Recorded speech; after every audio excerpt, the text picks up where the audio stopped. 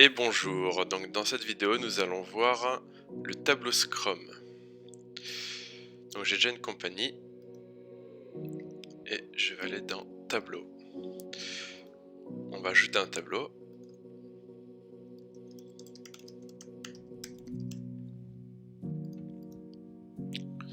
On va lui mettre une petite couleur. Hop, et voilà.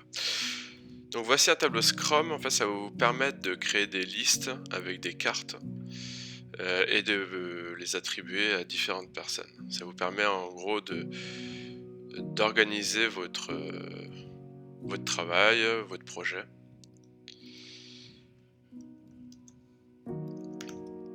Je vais créer des listes d'exemples.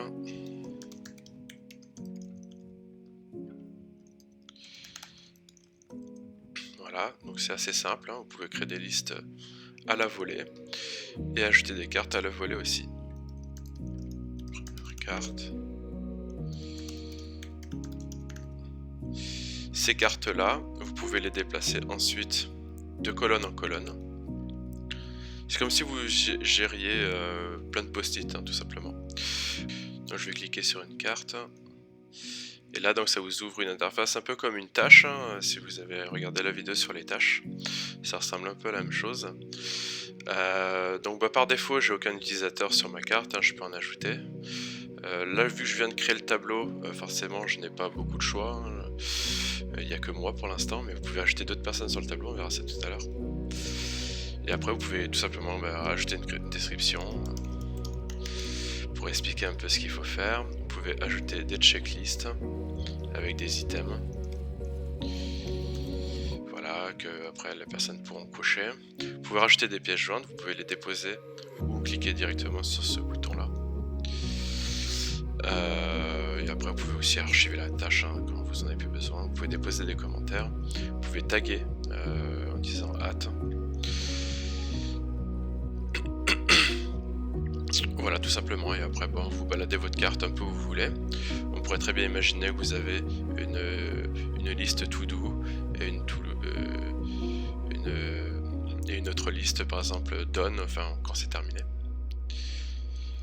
Vous pouvez ajouter ici d'autres utilisateurs.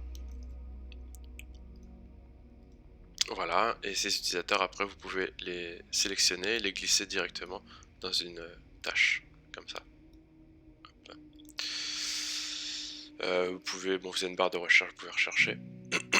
Et vous pouvez créer des sous-tableaux. Donc la puissance, ce qui peut être bien, c'est que parfois pour des projets qui sont un peu lourds ou où il y a un vrai gros découpage, vous pouvez très bien avoir plusieurs tableaux. C'est-à-dire que là vous avez un tableau avec quelques colonnes, mais vous pouvez vous retrouver des fois sur un projet où vous allez avoir une vingtaine de colonnes, donc on va devoir scroller sur la droite. Donc, par exemple,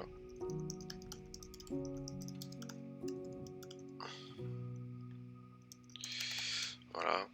Vous pouvez voir en fait là je peux scroller, mais c'est pas pratique quand on se retrouve parfois avec plusieurs dizaines de colonnes. Donc dans ce cas là en fait vous pouvez créer aussi d'autres tableaux. Donc imaginons là je vais créer un autre tableau, mon sous-tableau,